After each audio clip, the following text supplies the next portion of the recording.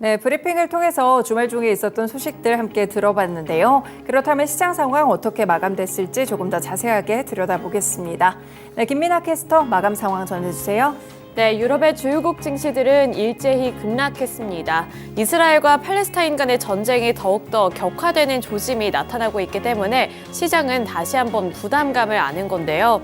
이스라엘 지상군 투입이 초읽기에 들어갔다는 점도 시장에서는 부담으로 여겨지고 있습니다.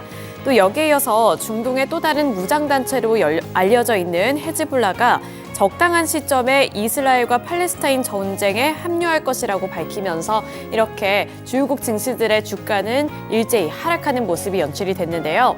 유로스톡스 50 지수도 1% 넘는 약세를 기록했습니다. 1.48% 하락한 4,136포인트 선에서 종가를 기록했습니다. 한 주간의 흐름 확인해 보시면 월요일부터 목요일까지는 비교적 선방해주는 모습이 나타났고요. 사실 목요일 중반부까지는 계속해서 오르는 우상향 그래프를 그려 나갔는데 마지막 장인 금요일에 이렇게 전쟁에 대한 부담감을 안으면서 1% 넘게 급락했다는 점도 보셔야겠습니다. 특히나 독일의 닥스 지수가 1% 넘게 하락하면서 1.55% 하락했고요. 또 프랑스의 까크 지수도 1.42% 하락하면서 약세 흐름을 기록했습니다. 네, 이어서 국제 유가 확인해 보도록 하겠습니다.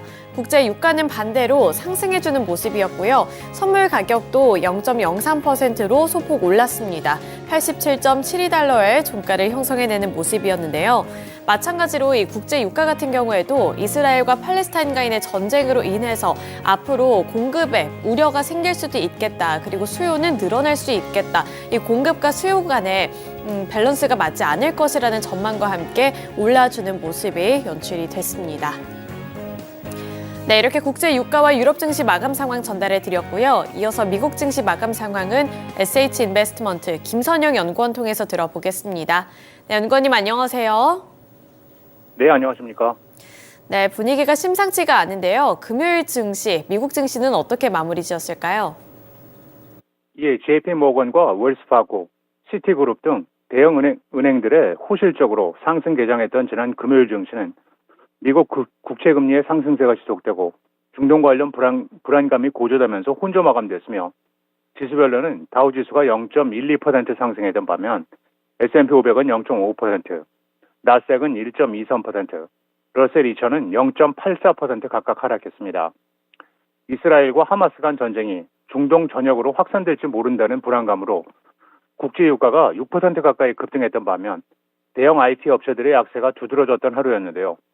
금융정보업체 팩트셋에 따르면 S&P 500 기업들의 3, 4분기 순이익이 전년 동기 대비 0.3% 감소하는 데 그쳤을 것으로 예측하고 있으며 이것은 4분기 연속의 감소이긴 하지만 가장 낮은 감소세로 이제 실적 둔화 흐름이 바닥을 찍을 것임을 예고하는 것이란 분석입니다.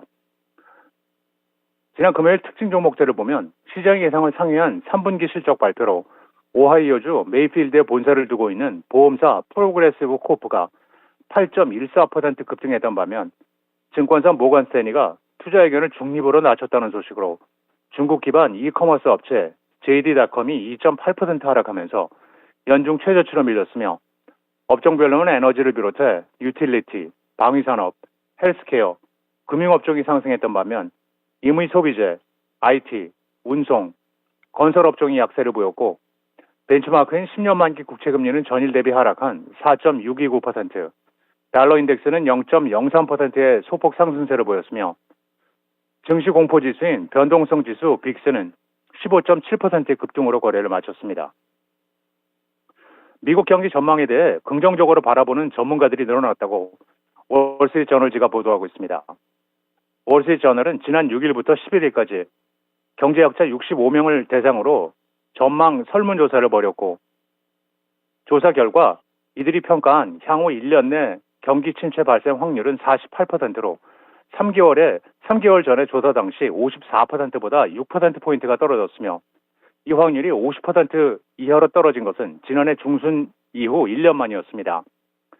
설문에 응한 경제학자 중 약 60%는 연준의 금리 인상이 이미 종료됐다고 판단했으며 다수의 경제학자들은 올해 예정된 11월과 12월 FOMC에서 추가 금리 인상이 이루어지지 않을 것이라고 내다본 것이라면서 또한 응답자 중 절반은 내년부터 성장세 둔화와 실업률 증가가 나타나면서 연준이 내년 2분기 중 금리 인하를 시작할 가능성이 있다고 전망했지만 최근 이스라엘과 하마스 간 전쟁 등 중동 지역의 지정학적 위기 확산이 에너지 가격을 급등시킬 수 있으며 채권 금리의 상승 역시 과중한 부채에 시달리고 있는 미국 경제에 부담이 될 수 있다고 우려하고 있습니다.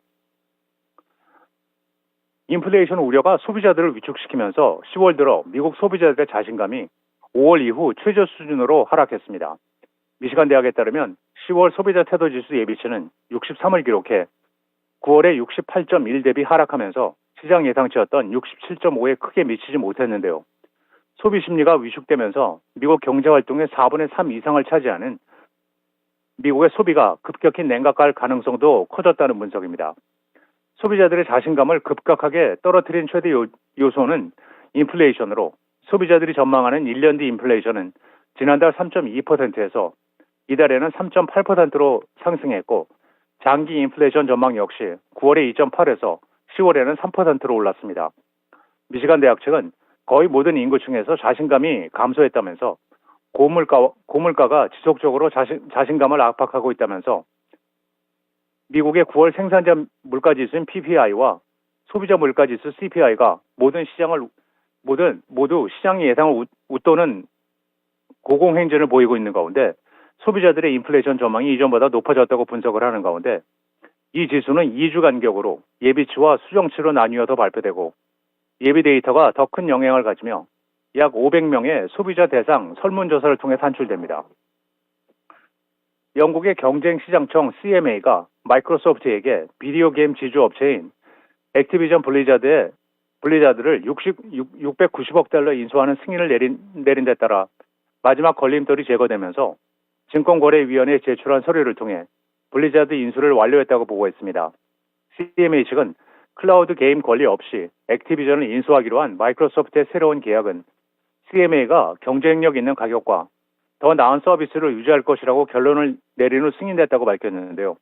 마이크로소프트는 지난해 1월 액티비전 블리자드를 인수하겠다고 발표했고 약 20여 개월 만에 미국과 유럽, 영국 규제 당국의 승인을 모두 받았으며 마이크로소프트의 인수 금액은 690억 달러로 이것은 2016년 대래 EMC 인수 금액인 670억 달러 이후 미국 IT 시장 역사상 최대 규모였습니다.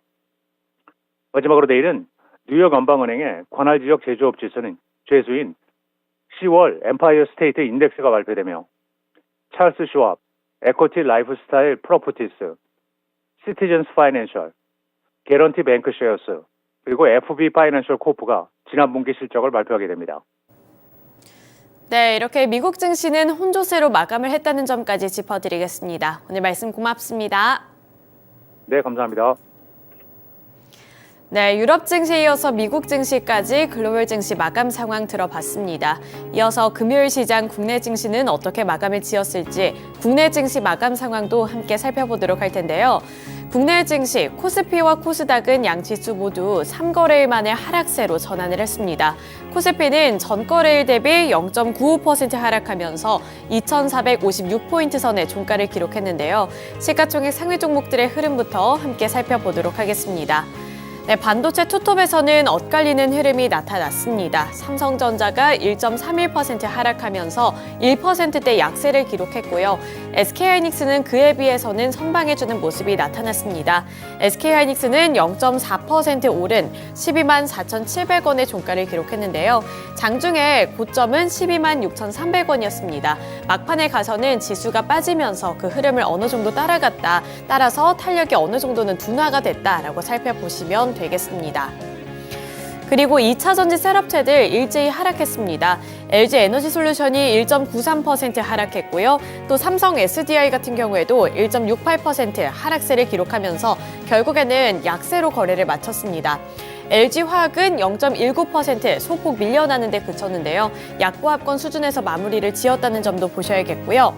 현대차와 기아 같은 완성차 기업들도 0.48%에서 0.36%가량 밀려나는 흐름이 포착됐습니다.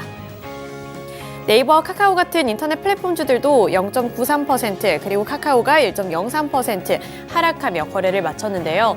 전반적으로 다시 한번 이 금리 인상에 대한 의견이 제시가 되면서 금리 인상에 대한 부담감을 안으면서 이렇게 시가총액 상위 종목들도 전반적으로 하락했다는 점도 말씀을 드리겠고요. 또 이번에 이스라엘과 팔레스타인 간의 전쟁도 여파가 지속되고 있다는 점도 참고해 보셔야겠습니다. 네, 마지막으로 포스코 그룹주들 확인해 보시면 포스코 홀딩스도 1.16% 하락하며 거래를 마쳤습니다. 네, 이어서 코스닥 확인해 보도록 하겠습니다. 코스닥도 3거래일 만에 하락 전환하며 약세로 거래를 마쳤고요. 코스닥은 1% 넘게 밀려났습니다. 전거래일 대비 1.52% 하락한 822포인트 선에서 종가를 기록했고요. 시가총액 상위 종목들 위주로 살펴보시면 우선 에코프로 그룹주들이 급락했습니다. 에코프로가 4.58%, 에코프로 BM이 3.15% 하락했는데 금요일 시장에선 에코프로 그룹주들의 실적 발표를 앞두고 있었던 날이었죠. 장중에는 실적이 발표가 되지 않았습니다. 하지만 이러한 실적을 앞두고 에코프로와 에코프로 BM에서는 매도세가 더 크게 나타났고요. 결국에는 약세로 거래를 마쳤는데 이제 장 마감 이후에 에코프로 그룹주들의 실적이 발표가 됐습니다.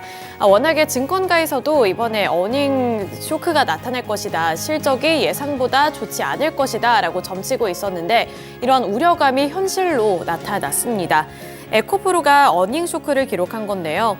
원재료 및 양극재 가격 하락으로 인한 마진 축소로 인해 에코프로 BM의 영업이익이 큰 폭으로 하락하면서 에코프로와 에코프로 BM도 어닝 쇼크를 기록하게 된 겁니다. 에코프로는 올해 3분기 연결 기준 영업이익이 657억 원으로 잠정 집계됐다고 공시를 했고요. 잠정 매출액의 경우 1조 9,045억 원을 기록했다고 했는데 매출액 같은 경우에는 전년 동기 대비 16.7% 늘어났지만 영업이익 같은 경우에는 68.9% 급락했습니다. 또 에코프로 BM의 3분기 잠정 영업이익은 459억 원으로 집계가 됐는데 이는 전년 동기 대비 67.6% 감소한 수준이라고 보실 수가 있습니다. 시장의 예상치였던 1,058억 원에 한참 못 미치는 수준이기 때문에 어닝 쇼크라는 점 고려해 보시면서 오늘의 주가 흐름도 확인해 보셔야겠습니다. 네, 그리고 LNF도 금요일 시장에서 2% 넘게 하락했고요. 2.89% 하락하며 거래를 마쳤습니다. 그 외에도 이제 반도체 종목들 확인해 보시면 반도체 종목 내에서는 혼조세가 나타났습니다만 HPSP는 7% 넘게 급등을 했고요. 리노공업 같은 경우에는 0.44% 하락했습니다. 이 HPSP 같은 경우에는 이제 고성장 궤도에 본격적으로 진입할 것이다라는 증권가의 분석과 함께 7%대 급등세가 연출이 됐다고 보시면 되겠습니다. 전반적으로 코스닥에서도 대부분 종목군들이 하락세를 띄었습니다. 제약바이오 섹터 확인해 보시면 셀트리온이 0.63%가량 올라줬습니다. 셀트리온 헬스케어가 0.63% 오르면서 선방해주는 모습이 나타났지만 앞서서 말씀드렸다시피 금리에 대한 부담감 그리고 지정학적인 리스크에 대한 부담감 때문에 나머지 종목군들은 전반적으로 혼조세를 나타내거나 하락하며 거래를 마쳤다는 점도 보셔야겠습니다. 포스코 DX는 0.88% 상승해줬고요. JYP 엔터테인먼트라든지 SM 같은 경우에는 일제히 하락하면서 조정받았습니다. 네, 이렇게 시가총액 상위 종목들 위주로 주가 흐름 함께 살펴봤고요. 이제는 금요일 시장 특징주들 함께 알아보도록 하겠습니다. 금요일 시장에서는 뚜렷한 주도주가 없었던 만큼 수급이 테마주 쪽으로 많이 쏠려있는 모습이었는데요. 그 테마에는 전쟁이 중심에 있었습니다. 전쟁의 여파가 일파만파 퍼지면서 에너지주들 쪽으로 매수세가 확산되는 모습이었는데요. 에너지주 내에서도 이 원유 가격의 영향을 많이 받는 원유 관련 종목들이 급등을 했습니다. 흥구석유가 대표적으로 27.72% 강세를 기록했고요. 한국석유도 14.02% 급등했습니다. 중앙에너비스도 12.83%, 극동유화가 4.82% 강세로 거래를 마쳤고요. 이렇게 원유 관련 종목들뿐만 아니라 천연가스 관련주들 쪽으로도 매수세가 유입되면서 대성에너지가 16.26%, GSE가 9.17% 오르면서 강세로 거래를 마쳤습니다. 그 외에 경동도시가스 같은 경우에도 1.47% 오름세를 나타냈습니다. 전 국제 유가 같은 경우 원유 재고량이 예상보다 많은 것으로 나타나면서 어느 정도 이 상승폭에 제한이 걸리기는 했습니다만 장 막판으로 갈수록 더욱더 탄력적인 움직임이 나타났습니다. 여전히 전쟁 리스크를 더욱더 크게 평가를 한 건데요. 하마스와 이스라엘 분쟁이 중동전으로 확산될 경우 석유 공급에 차질이 빚어질 수 있기 때문에 이러한 우려감이 번지면서 원유 관련 종목들이 급등을 했습니다. 이스라엘이 가자 지구에 지상군을 투입한다는 보도가 나온 영향도 컸고요. 그리고 주말 동안에는 이제 이란이 참여할지 여부도 지금 시장에서는 주목을 하고 있는 분위기이기 때문에 이런 부분들 참고해 보시면서 오늘 시장에서는 어떠한 흐름이 나타나게 될지도 체크를 해보셔야겠습니다. 또 전쟁으로 인해서 공급 부족 우려가 확산되며 유럽의 천연가스 가격도 급등하고 있다고 하는데요. 이런 우려감이 천연가스 쪽으로도 유입이 됐다라고 보시면 되겠고요. 골드만삭스에서는 현재 진행 중인 사태로 글로벌 액화 천연가스인 LNG 재고가 계속해서 줄어든다면 유럽 가스 시장은 한파나 다른 나라의 공급 중단으로 인해 사태에 대응하기 어려워질 것으로 진단을 했습니다.